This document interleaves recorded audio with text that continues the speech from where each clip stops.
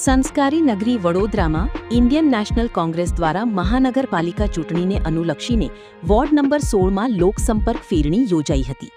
ફેરણી દરમિયાન ઉમેદવારો દ્વારા વોર્ડના વિવિધ વિસ્તારોમાં ફરી મતદારો સાથે સીધો સંપર્ક સાધવામાં આવ્યો હતો અને કોંગ્રેસની મજબૂત પેનલને વિજયી બનાવવા અપીલ કરવામાં આવી હતી.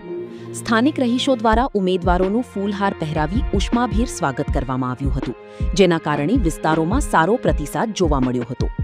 આ પ્રસંગે કોંગ્રેસના ઉમેદવારો અલકાબેન શૈલેષભાઈ પટેલ, ગોપાલભાઈ રાવજીભાઈ રબારી, ચંદ્રકાંત શ્રીવાસ્તવ અને ચાંદની પંકજ સોનવણે ઉપસ્થિત રહ્યા હતા.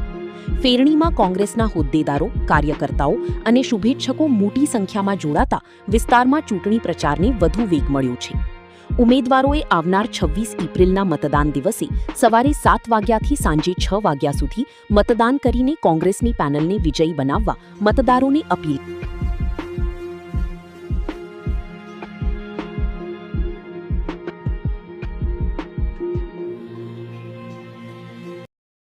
વડોદરા ન્યૂઝ ગુજરાતી આપણા શહેરના તાજા અને સચોટ સમાચાર માટે ફેસબુક, ઇન્સ્ટાગ્રામ, યુટ્યુબ અને વોટ્સએપ પર હમણાં જ જોડાઓ. ફોલો કરો વડોદરા ન્યૂઝ ગુજરાતી.